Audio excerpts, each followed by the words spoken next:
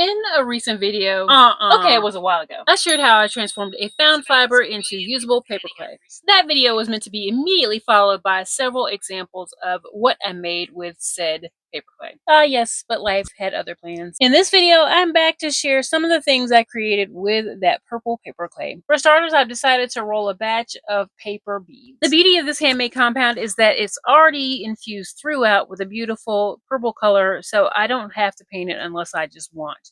Before we get into it, if you're interested in making your own batch of paper clay similar to this, you'll find the link in the description. I didn't count, I just rolled and rolled until I was over You're it. done. And I threw in a few different shapes just to keep it interesting. I set the batch of beads aside to dry so we can move on to the next thing. If you've watched my other videos, you know this paper clay contains white glue. The white glue makes it moldable and able to hold shapes. I took that a step further by mixing water and white glue to create my version of a ceramicist slip.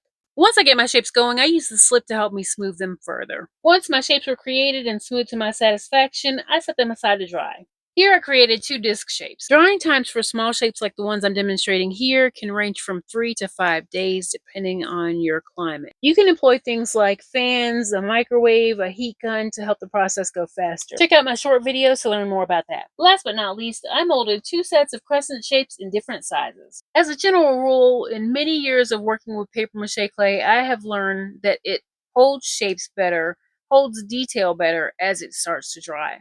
So you're not going to be able to achieve a lot of fine detail with soppy wet pulp. You're just going to have to start working details in as it dries. I hope that makes sense. Here's where I punched holes into my discs and smoothed them further. As the pulp dries and the water evaporates from it, it will start to take on a little bit of a texture, and that is one of the reasons why you will find that I continually smooth the pulp as it dries and as I add more details. To my crescent shapes, I began gradually adding facial features, and I continue to add slip because that helped me add more details. If you're enjoying this video, I'd love it if you give me a like, and while you're at it, please go ahead and tap the subscribe button and the bell button to be notified when I upload the next video. I set these shapes aside to dry, and a few days later came back to add more details. The paper clay was still pliable enough for me to add a few more general details with my sculpting tool, but since I wanted to be a little bit more picky, I went back in and sprayed some water onto my piece so that I could add additional details. This is an easy way to make changes or add additional details, and no, it doesn't harm your piece or the paper clay.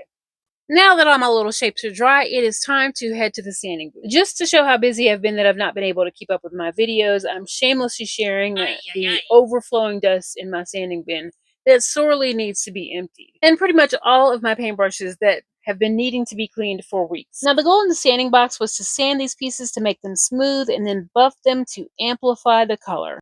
Once I've sanded each piece, I use a polishing compound to buff them, make them a little shiny, and bring out their color.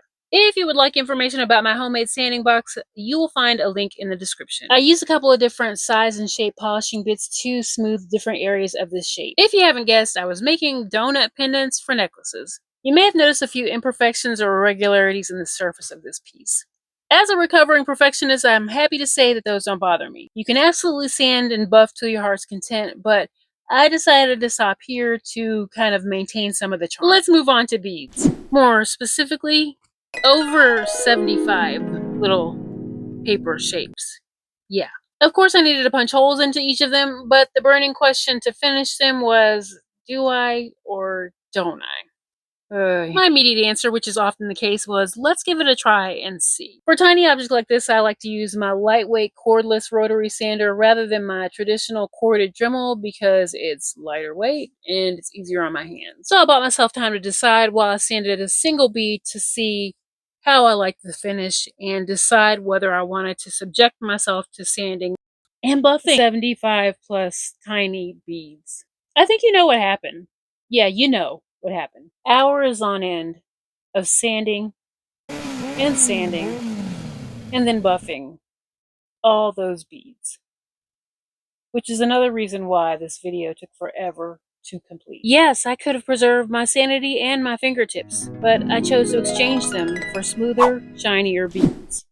If you're wondering how I created the little textured bead, that's the next thing I'm going to demonstrate. I used the grinding bit on my trusty cordless rotary sander to dig little holes into the beads, and that's how I created that effect. But wait, there's more. because that creative effect cried out for some kind of additional illumination, and or I'm just crazy or something. So off we go. I whipped out my two ancient bottles of foil and gold leafing adhesive and coated the textured beads with the adhesive. Then I applied gold foil leafing, and I liked the effect enough to go ahead and apply it to some of the other pieces as well. I strategically coated half of my donut pendants with the foil leafing, and I gotta say, I really like the effect on these. Let me know what you think about these. I'm interested to see the necklaces I end up creating with these. I'll probably create some pieces that will ultimately end up in my website store. So stay tuned for updates on that. I like the foil leafing enough that I decided to go ahead and apply it to the crescent half moon faces as well and turn them into statement earrings. If you've made it to this point in the video, I would like to say thank you so much for watching, for hanging out with me in my studio, and for watching these experimental projects. I hope you were inspired to create something for yourself. If you have any questions or comments, be sure to leave them below, and I will see you in the next one. Bye!